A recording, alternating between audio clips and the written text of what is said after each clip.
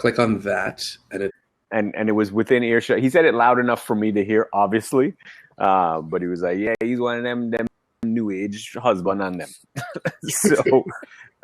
so because I care what my wife thinks, I care, but I'm hands on. My dad was, he worked, he did his thing, and then he played his records. But I mean, like I said, we never kicked ball, we never, went to the park, any kind of that stuff. So, but yeah, like Roger, I do everything. Wash dishes, I cook. I like to cook, actually. I've learned that I actually have a talent for it.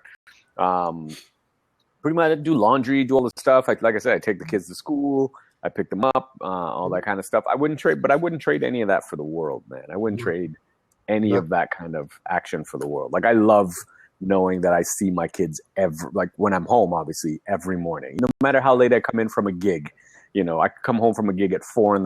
and I got to be up at 6 to make sure that they're up to eat breakfast. I got to comb her hair. I mean, sure, it's always a ponytail.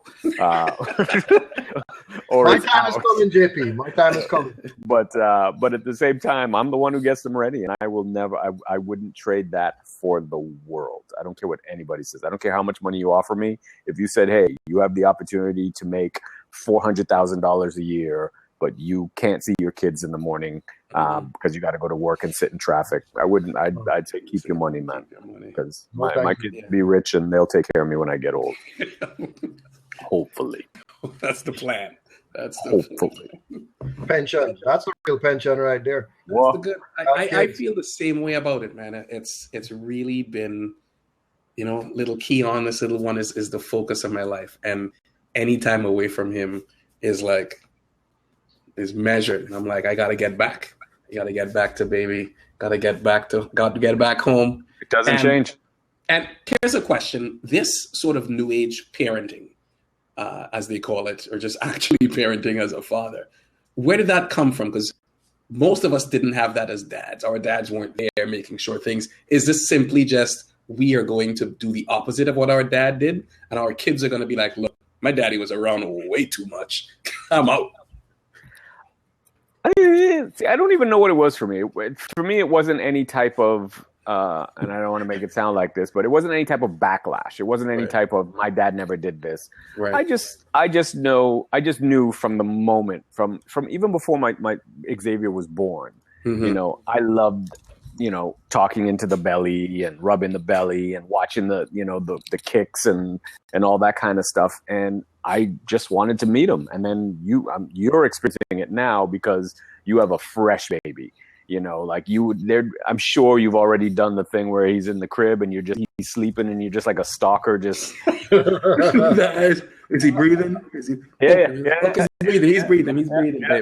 Just stare at them. They smell good. They sound good. They do, They poop good. It's just everything about, having a kid and knowing that it's yours. It's you. You know what I mean? And you would do anything for them. So. And you felt that right from the beginning. Like when you first saw your kid, you were like, "That's." I felt that before.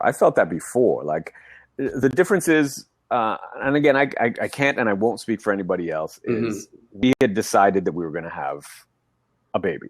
So it wasn't like, okay, let's do this. It was, let's try to start a family. And I fell in love, immediately, from conception, and it hasn't stopped. And then, same thing with baby girl, so, and then to have two, like Roger, I'm sure you feel the same way. You have a boy and you have a girl. And the coolest thing about that, and I'm not taking anything away from two boys or two girls. Right. I just know that they both have their roles.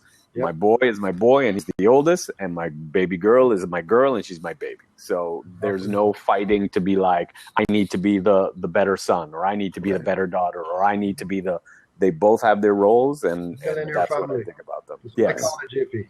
Right. What's that? Family. The millionaire family. That's what they call it. Well, I'm waiting for my check. I am waiting. I have to call Canada Post because they are delinquent. Check is not in the mail. That's what it's called. What? The check is not in the mail. So Nathaniel, you jump back in, man. What do you have to say? And I know I was parched. I needed something to drink. That's rye.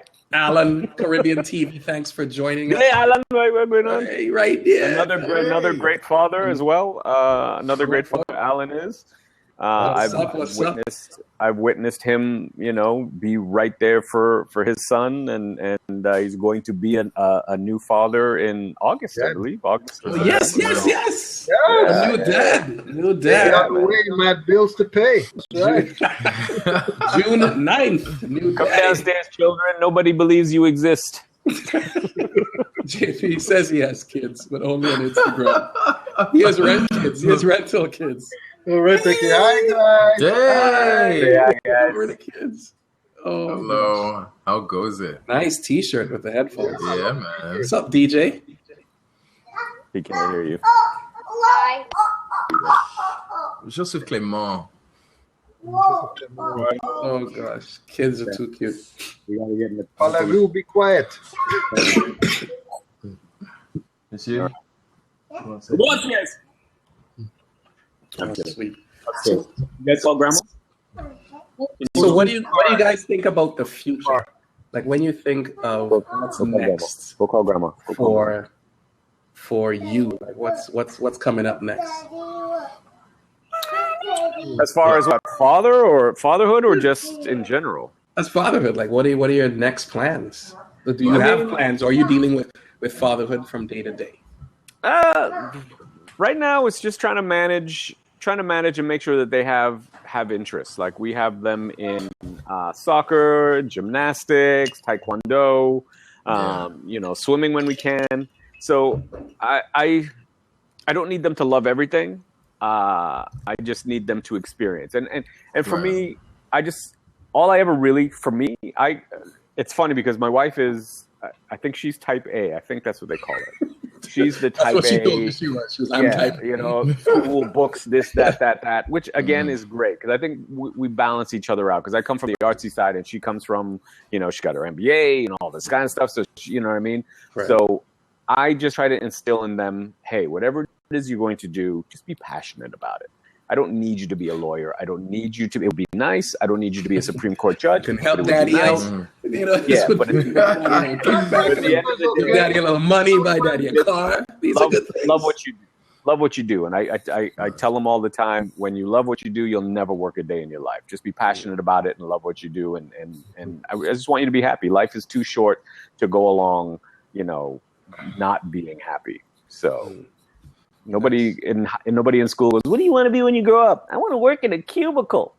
Nobody ever says that. Nobody ever says that. It's true. No one ever.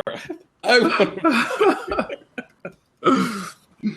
and I just want to grow. I want to grow and learn with them too, because I mean, we also realize that they, as you would say, they're seeing the world through their lens and their developing lens. So for me to act like I still know everything 10 years from now when they're immersed in everything. Right. You know what I mean? They do stuff on the iPad that I'm like, I didn't even know the iPad could do this. Right. And I'm like, you're 7.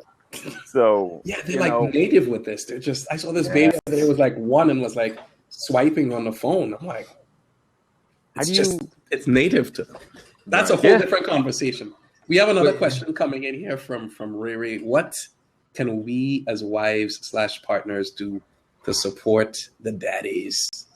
Well, this is a completely different. This is a completely different conversation. Right. After dark. Right. After that, we're gonna have to take this one offline.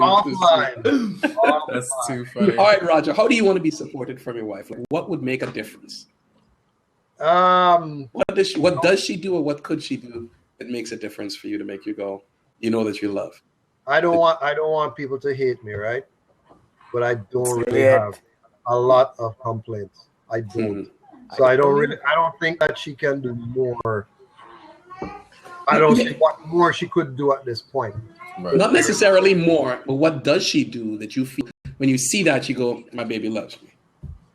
You know what? She allows me the time to work. So she will take the responsibility of, like getting chased out in the mornings. I mean, I would do it normally, but, right now it's kind of, I wouldn't say it's stressful, but it's very busy.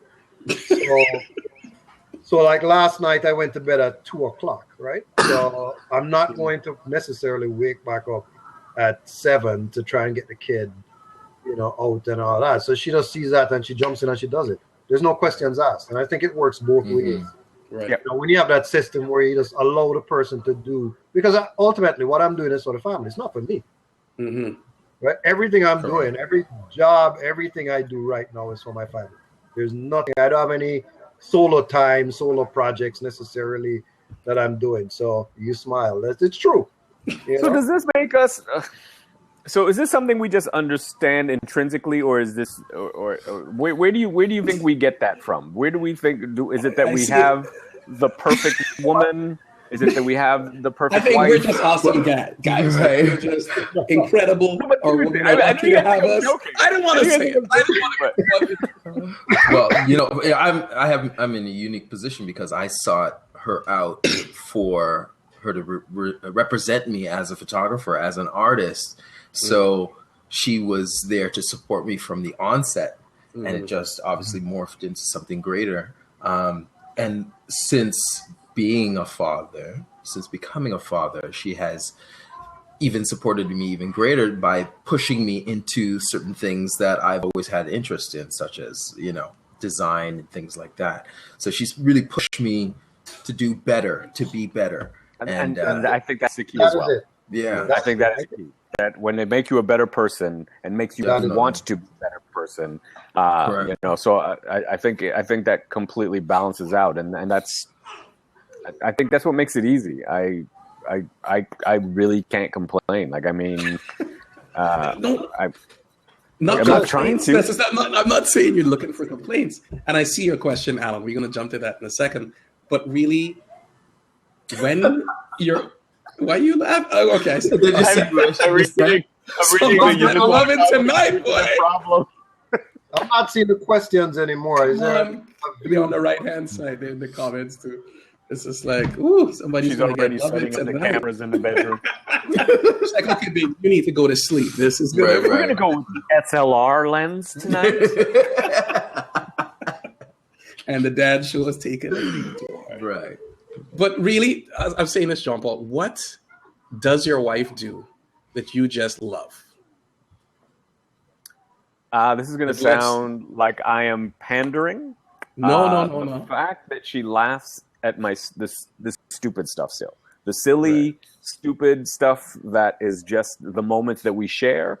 When she laughs, it melts my heart because it still lets me know that she is into Jean, me, not Jean Paul, the performer, not the comedian, that she's into the dude that she, stood in front of people and we looked into each other's eyes and we promised to, the whole thing. So, right. Yeah. So when we have those moments, those are the ones. I actually sent her a text. I don't know. You know what? I'm going to read it actually because it's just us here. Show us. I sent her. It's private. I'm show you. I sent her a text. Someone's trying to get something. I love you for loving my brain sometimes. Because she never makes me think that I'm stupid. Like, I mean, she's way more educated than me formally, but she never talks down to me. She never belittles me. She never makes me feel like, that she's never dismissive, and that's what I appreciate. That's how I know. So this sense of respect and honoring exactly who you are, and who you are not, just kind of like you. I just like you. I think you are funny. Yes. No crowds, no people, just no spotlights, no microphone, no nothing. Sitting in the basement, watching Netflix. Baby, you funny. We can't afford Netflix. We have extra. You got video cassettes. You got video cassettes. You'll watch Oliver Samuel VCR tapes. You got YouTube Live. You're gonna just stream YouTube. Welcome, Camille. I just saw Camille first time on Blab. Welcome, Camille. What's up? Camille is Roger's partner. Yes. She's gonna drop some questions in on the side or say hello, and we'll definitely get to it. So here's a question from Alan. Anybody can answer this. What is the hardest thing about being a dad? So, repeat the question. What's the hardest thing about being a dad? Oh my God. For me, I would say, and I struggle with it sometimes, is it not being about me and my perspective all the time. Like I don't know if it's because kids are so advanced these days. I have to remember that he's just 7. I have to remember that she's just 5, because the things that come out of their mouth that are they're so self-aware that I have to remind myself, you're not talking to an adult, and that you want to get mad. So but you kind of have to pull back. Like, even, was it yesterday or today? I think it was yesterday.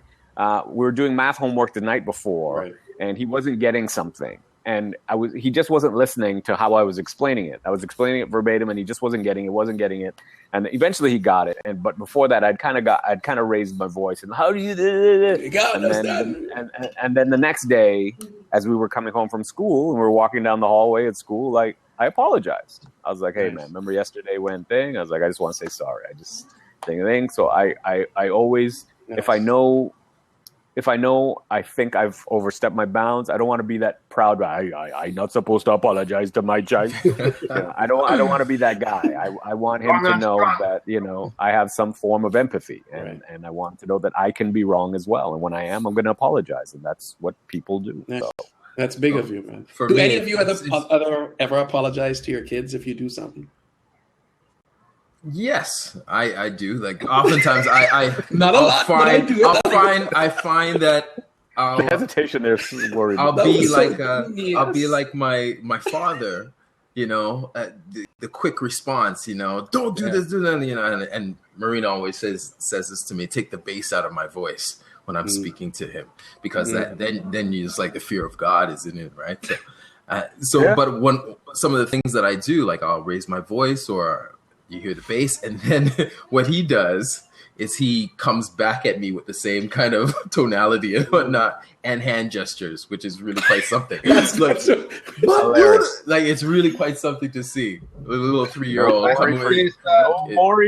Right. So I have to remind myself that, he is only 3, and I can't talk to him like he's a guy on the street corner. I'm telling you, it's so hard to remind yourself that they're children. Right. Because he's us, like 2.0. He's like more advanced and whatnot. So he picks up on things. So he's using his Jedi mastery against us a lot of the time, and it's really quite something to see. They're good. They're really good. They're really good. I was playing with my friends. We were over at my friend's place, and I was sitting on the ground playing in the kitchen with his daughter, and we were just like, "Hey, what's up? Show me this." And we had stickers, and we were playing Dolly House or whatever. And I'm like, "Oh, it's a sticker, and I want a sticker of Dory from Finding Nemo." And she gave me a sticker, and I said, "Hey, that's not Dory." She goes, "Listen, you get what you get, and you don't get upset." And I went, "You're right." Wow. I've been told. Straight absolutely right. You get what you get, and you don't get upset. That's brilliant. That's brilliant. There's more of that to come, my friend. I'm out the line, and I know it, and I'm just willing to admit that. I was just like, that's my bad. That's my bad. Well, another thing that I noticed with this being a better person, I know somebody was saying it earlier, JP, right? Mm-hmm. That you start to change everything. Your language. Suddenly the bad words get less and less. I don't know about that. For the non-comedian. Okay, for the non-comedian. All right. Yes, thank you. You try to do things, even just general mannerisms, and as Nathaniel was saying, you kind of watch your tone, how you shouting or how you responding. I mean, I know it's hard sometimes because they're doing something and your first instinct is to stop that, but then something you have to step back from it and say, okay, why is he doing this? Maybe I should try and find that out first before I start going on a rampage. I agree with that. I find my demeanor to be more calm in my approach. Yes, that's usually my first line, and then obviously sometimes it doesn't work. But escalate. But for the most part, I don't see them. I give them the respect that I think that, you know, kids deserve, you know. So, and they're good kids. They're good. They're great kids. Yeah. So It's I mean, it's those lessons too, right, Ricardo? I mean, if you're telling somebody to turn off the light, then you have to turn off the light too. And he's going to point that out to me. Daddy, you left the light on. You left this up. You left anything. He's going to tell you exactly. So you need to become that person that you're trying to get him to be. So is it better to be the person you want them to be, or tell them who you want them to be? Live by example, not by words. I think we forget that we, on both sides, kids and parents have a job. Like, it's our job to be who we are, and it's their job to be kids. We can't expect them to act like adults or how parents would act, and they need to push buttons. So they need to know, all right, cool, where are the parameters? Mm-hmm. And they're like, okay, mom's not joking or dad's not joking. Let me... When you see this is serious. Yeah, let me pull back. And the funny thing is, on my side, it's weird. I won't say we're good cop, bad cop. It's just Canadian cop and Trini cop. Because... Immigration, you could be an essay. I talk like this. I talk like this, and a Trini cop. And she talks with it. What all that children doing? Come on. So they get both sides of the immigration coin. The culture experience, the full cultural experience. There you go. Authority. What's my biggest fear about parenting a daughter? That's a good one. Let's break it down. 2 men here have daughters. Talk to me. Is that different from sons? Absolutely. I think it is. I don't know how to, and especially on a day like today with the whole Giango Messi thing. I want my daughter to believe so much in herself and to understand that you don't need to be validated by anybody but yourself. And I also have the luxury of her mother and the village of women that surround her and us. Mother is like I said, she has her MBA. She speaks French. She speaks Spanish. She speaks Trini. Our closest friends are female partners in law firms, specialist children doctor, pulmonary specialists, blah blah blah. So she is surrounded by successful women, intelligent women, self-aware women, and I want to lend that to her. I want her to know you have the ability to be anything. You want to be a fashion designer, you be a fashion designer. You don't let anybody tell you shit. You do whatever it is you need to do and believe in yourself, and you will always have that support. I don't want her to feel, and I try to instill that in her brother as well, so that, you know, hey, make sure you're there to support, so she knows what men who love her look like. And that's what I need my daughter to know. Know what men who love you look like. Right. Roger. It's scary, man. I'm going to be real. It's a scary proposition to raise a daughter. And, you know, one of the things that I worry about, I'm going to be very transparent here. I don't want this karma to come back on my daughter, right? Because I was bad. You know? I mean, thanks for being transparent. I'm just. Who's laughing? That's my wife. She's dying right now. She's dying. Back as I was a very bad man, I'm going to tell you.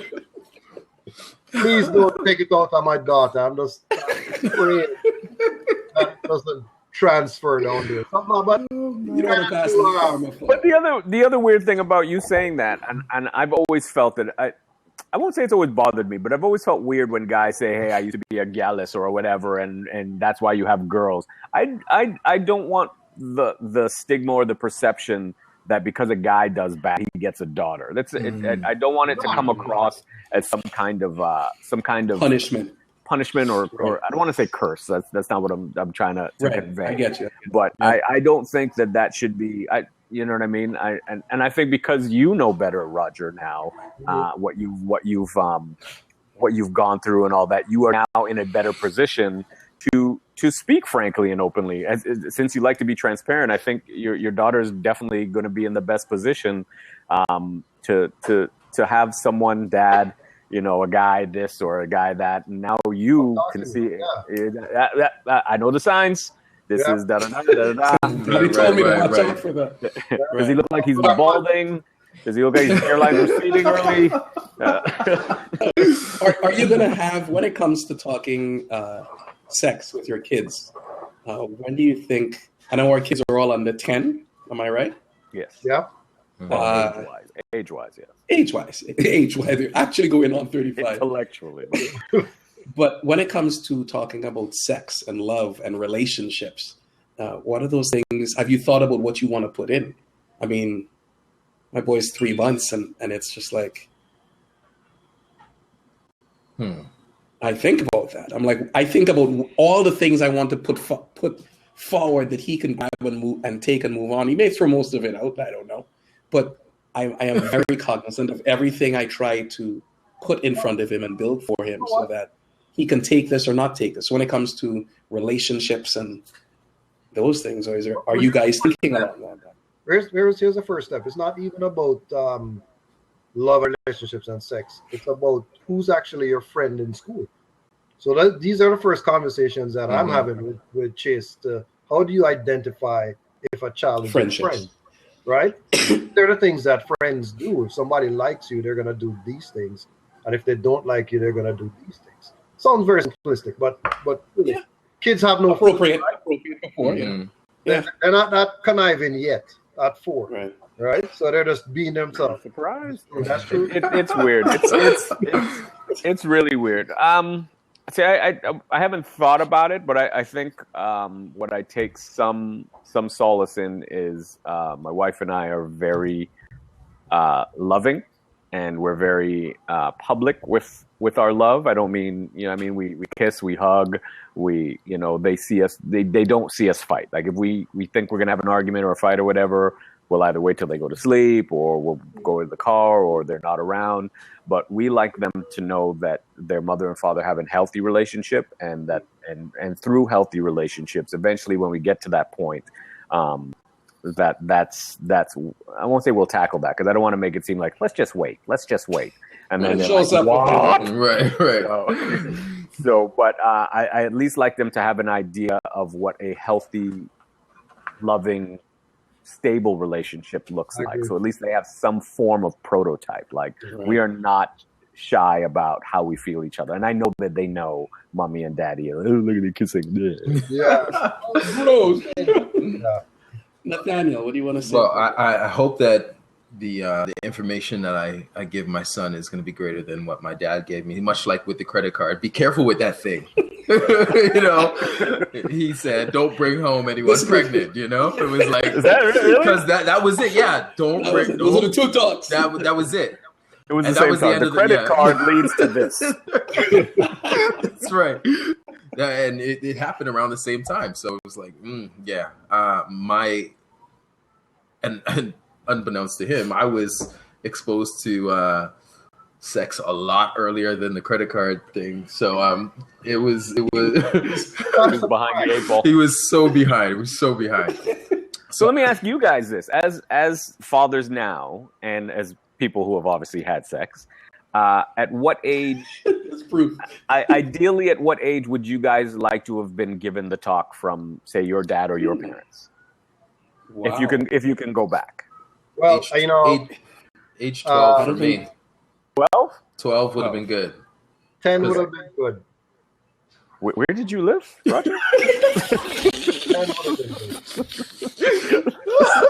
What? Roger is a little more advanced than most of us. Right. Advanced. Remember, I was the last child, man. I was the last child with older cousins, older siblings. Okay. Everybody was older for me. Everybody was teaching you all along. Right? I would say... Hold on. My father gave me, on my 18th birthday, told me 2 things. First one is, you can move out now if you want to. Right?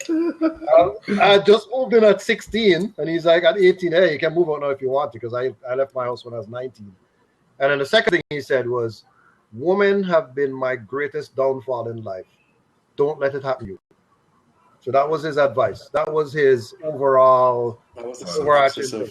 Yeah. Wow. Okay. Interesting.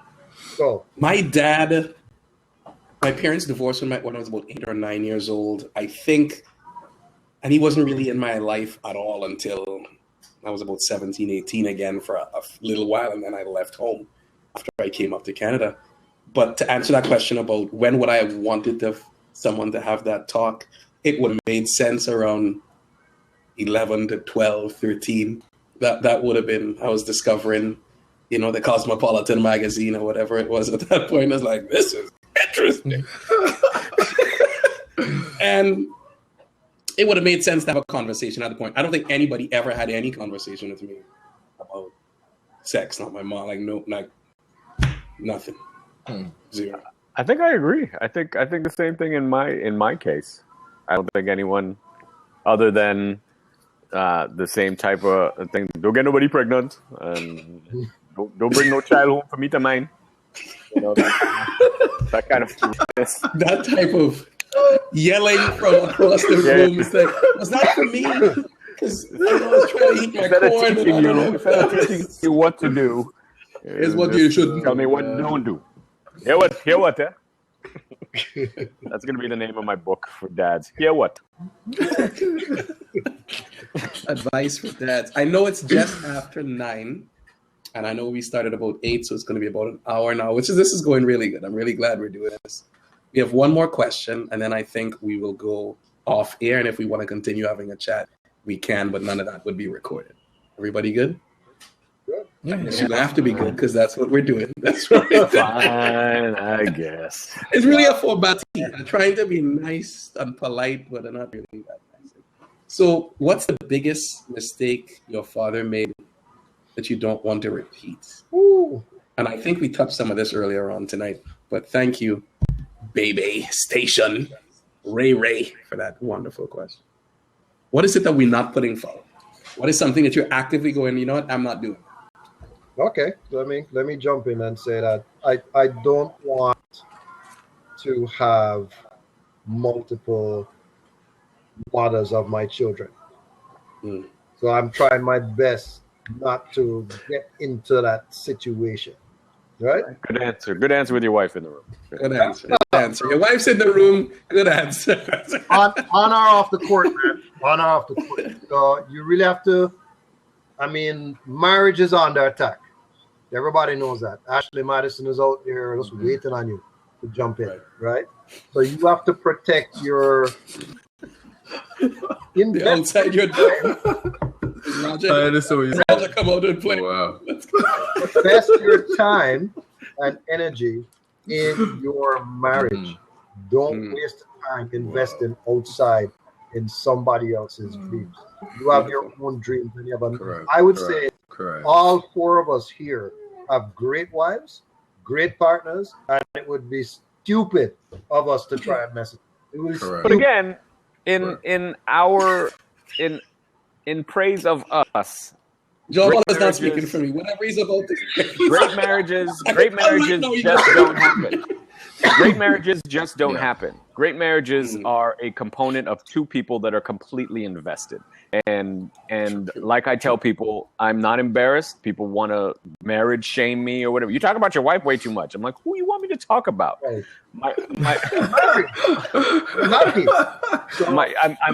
I tell people I'm still actively in love with my wife. I'm still actively trying to be in love with my wife, and I'm still actively trying to make sure that we both continue to stay in love with each other going forward.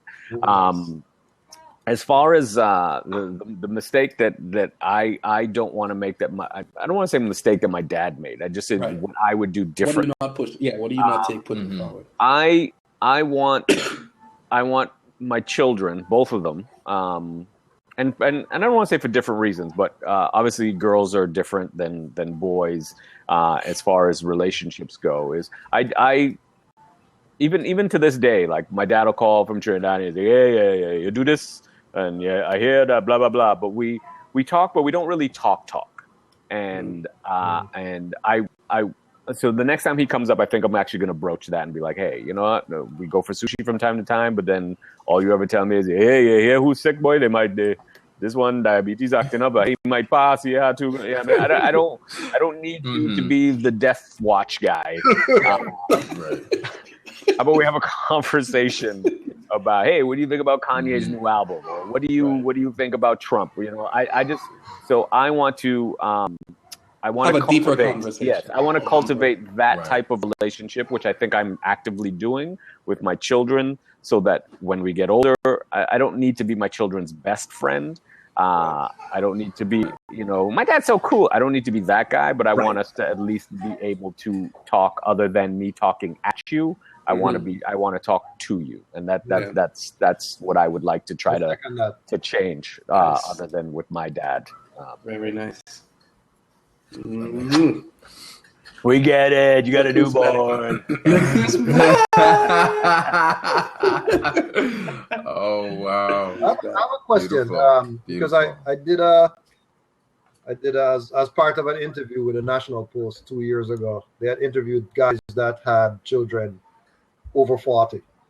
So, do you think it makes a difference being a father in your later years than having children when you're younger, like 20s, 30s? Or what would it be? I think it depends. I can honestly say I wasn't ready when I was 20. I was just discovering who I was as an artist and trying to make a name for myself and putting all of that. Split up. I wasn't ready, so I was trying to build myself. I was still a kid, I remember walking into agencies with my portfolio, and they would be like, "When did you start studying photography? When you were 12? Like how? Like so for me to have a kid and going through that would have been too much. And given my knowledge now of what is involved in raising a child, and the sleepless nights and things like that, there's no way. It's unbelievable. Yeah. I don't know how a single mother could possibly do it, because with the two of us, that was the first thing I said after we had Xavier. The first thing I said the first time I went back on stage wasn't even a joke. It was literally, pardon my French, but it was literally me telling any dude that can have a child and walk away from that child, go F yourselves.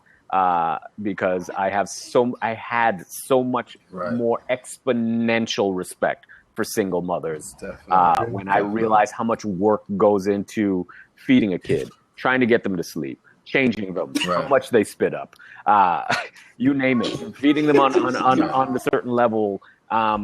The mother not educating them, just all, as you guys would say, just the deprivation of everything, social deprivation, intelligence deprivation. You end up talking to the baby, and you haven't had a conversation with an adult, with an adult, right? Exactly. You know what I mean? So I was just on diaper duty and bathing the child, and I was took you out. That was it was rough. Imagine if I had breasts, depleting my energy. Please don't make me. Wow. I can't unsee that. Yeah, it would be rough. I can't. That's not good. It would be rough. I agree, man. We were planning a home birth, water birth, and the whole thing. Things didn't go according to plan. We ended up in the hospital with cesarean, which is the exact opposite of a home birth with your midwives.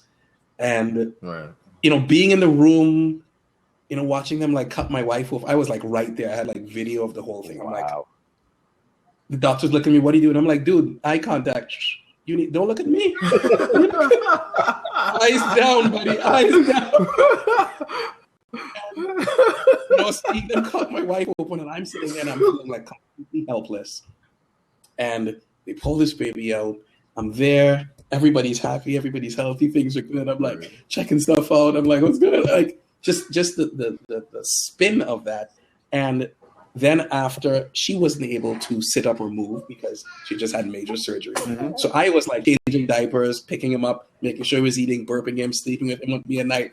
I was in the hospital for 2 days, and being really the primary parent for the first few weeks, 4 or 6 weeks. And just having that experience and then thinking of my mom with 3 kids, other parents, I was just like, Puts it I in come just like, perspective. Mom, I love you. Like, thank you for not letting me die or something at night. Like, Right. the level of respect I have for women and what they're doing.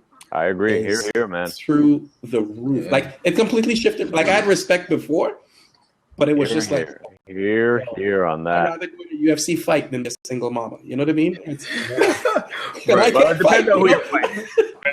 fighting. If it's the Diaz brothers, I don't know. But I'll take a punch before I do it. I'm like, I agree. I completely agree. I don't mean to make it sound like this, but I'm glad I'm a man. Just from a birth-giving perspective. Human race would come to a screeching halt if men had to give birth. They're like, we don't have a population control problem anymore. It's like, it's going to come to a grinding halt. But I think you gentlemen are doing a fantastic, splendid job. I enjoyed this very much, just for the simple fact that I know that I have a genuine support group, and if I needed any type of assistance or questions asked, that I can ask actual dads that are involved, continuing to be involved.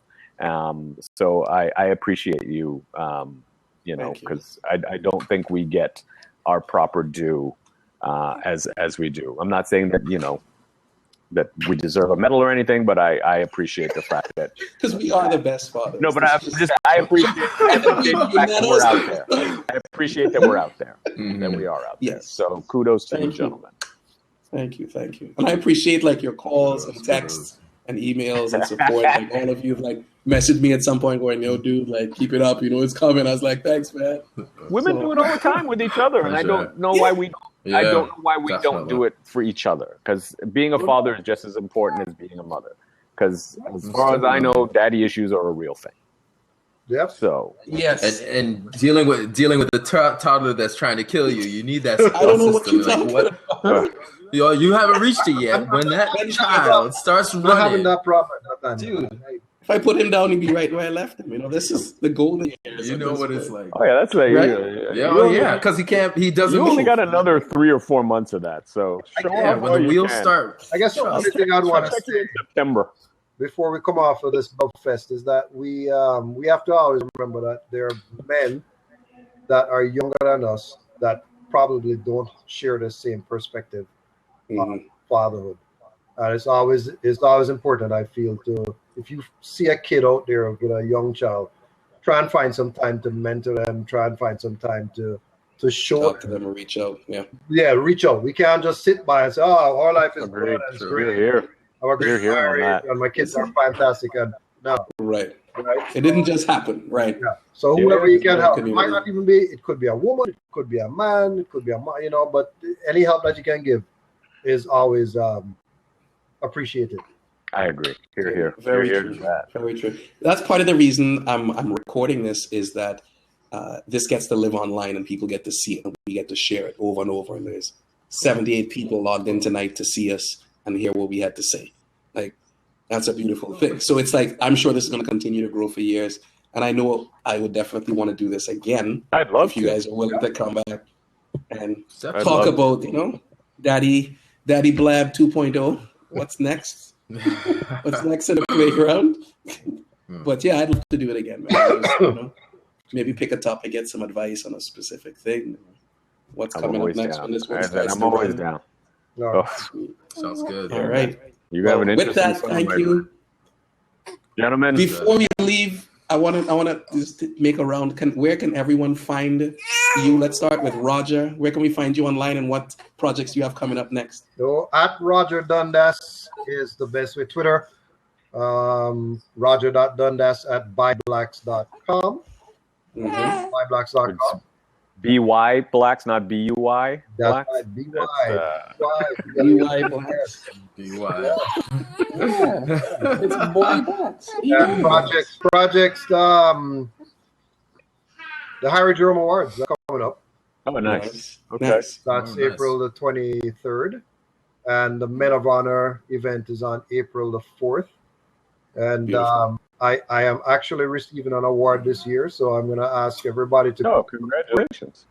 come out and support the event. Yes. Because of people like yourselves who, I look at it and I say, okay, boy, Ricardo, I call you and I say, hey, what do you think about this situation, boy? What will you do? So we do that. So we do that, right? So it's not me, it's everybody around me that's contributing to me trying to be a better person. So that's basically what it is. Yeah. Sweet. Thank you. Nathaniel, please share. How can people get in touch with you and what's next? Well, my Twitter is at Nathaniel Inc. The next project that I have going on is I do this showcase of talent in Toronto, particularly in design and creative talent and services. It's called Sprung. So I plan on doing another Sprung event in the near future, hopefully in June. I think the first one will be a Sprung. It's actually going to be a pop-up shop. But look out for that. It'll be kind of interesting. And then aside from that, I'm just supporting my wife with her endeavors with Baby Station. What is Baby Station? Tell me about that. So she came up with Baby Station with regards to we like to entertain. We like to go out to musical events and whatnot. And one of the things that we found was when you had the child, we had to leave the venue if our needs weren't being met, such as if there's a blowout. There's nowhere in the park to change a blowout. So need a moment. So you have to go home. You have to go home at that point. But what she came up with is I have a tented area where mothers, fathers can change their child, feed their child, and not have to worry about leaving, because if you don't have a diaper or wipes or what have you, we provide that for you. So it's one of those services that is much needed now that we realize that it's there. It's something that everybody is like, hey, we need this. So the mandate right now is just trying to get it in all kinds of different events throughout the city. Eventually the evolution will be it'll be available in an airport, a train station, all those places where families obviously where babies exist, converge, and where babies exist, which is probably everywhere. So we should have a blow-up station everywhere in the world. Baby station. Right, exactly. Yeah. So it's a fun project, and I love working with my wife, obviously. And Season Seco. How come you're not talking about Season Seco? Yeah. Seaside Seco, the hats. Yes, I still make the hats. I'm actually working on some hats for spring, summer. So I'm just working, designing some stuff. So Season Seco, you'll be looking for that soon. So let me translate that. The guy has a wicked clothing line. Read those hats, wicked hats, man. Wicked JP. Yes. Them. Thank you for saying custom. I'm gonna have to check that. I like to wear hats, so yeah. We're gonna have to talk. Man up, man. The man is on stage. All right, Jean-Paul. I'll measure your head. I think JP Tomago Slim. Everything is Jean-Paul Comedy, thanks to a company called Wedge 15. Fantastic. My Twitter, my Instagram, my Facebook, my actual website. So check me out at Jean-Paul Comedy. I'm coming up in the very near future. I got to do the Halifax Comedy Festival. I'll be taping a televised gala. Still trying to push the whole island hipster. Trying to make sure that our point of view or my point of view is getting across. I had a conversation. I'm not willing to let the cat out the bag just yet, but I had an earlier conversation with Ricardo about a project that I'm still very much invested in getting done. But when I have more to share, so when I have more to share, to do this week, I'll definitely share that with everybody. That's gonna be good. But other than that, just trying to get the Island Hipster thing done. Still trying to get comedically. Still trying to represent and let people know that we have a legit voice in this country, because sometimes I don't think we get the avenues to be able to travel because people don't know anything about us. So that's pretty much it. JeanPaulComedy.com. Check me out. Not it. Yeah, man. Island Mix. Island Mix. Into this. Well, that will be it. Talk about these projects that these guys are doing. Why am I do this? Trinidad versus Jamaica. Trinidad versus Jamaica. Mother's Day, May 8th. Wow. To all the mothers out there. My favorite show. May 8th, Come on, man. Queen Elizabeth Theater. I think Rogers in promotions. we're in our 11th year. Check it out, Queen Elizabeth Theater. It's going to be fantastic. We have Rona Spencer, Mark Trinidad, Jay Martin, Jamaican Paleface, Tony Hendricks, who's absolutely fantastic. It's going to be a wicked show. How many years has it been? 11, 12. It's 11. I think it's 12. I think this is 12. This is the 12th year. Yeah. This is the 12th year. And it Jamaica versus Trinidad. And it's sold out. It's a clean show. You can bring your granny, your mommy, your auntie, your children, babies. There's no cursing. We have a comedy music clash that we have. So there's soca versus reggae, and there's dancing and jokes and trumpets. We know soca's gonna win that hands down. I'm not even sure. That's not even like a competition. Always. We cannot dancing. It's literally, and I'm not even saying this because I'm a part of it. It's literally my favorite show of the year because it's the freest I get to be. I get to be Island Hipster. I get to be Tobago Slim. I don't have to hold back on my accent. I don't have to hold back on anything. I just get to be free. 9 times out of 10. Okay, I lied. 10 times out of 10. At some point in the show, my shirt comes off and I'm bareback. That's all I do. Every year. Somehow, it's like 12 years in a row. Somehow. Please keep your clothes on. No. I've been working out. I look good now. This year is warranted. You've been pumping iron. It's like, no. That's hardcore. Yeah, man. This year is warranted. So yeah. I'm glad to hear that. So thanks, guys. This has been great. This has been beautiful. My name is Ricardo McRae. You can catch me online everywhere at Ricardo McRae. My company is Wedge 15. Just Google any of those things and you'll come right up. And what we do is build brands that make you look good. That's pretty much it. We helped JP out with his John Paul comedy. Loved it. So catch us all. Looking forward to seeing us again the next time we do this.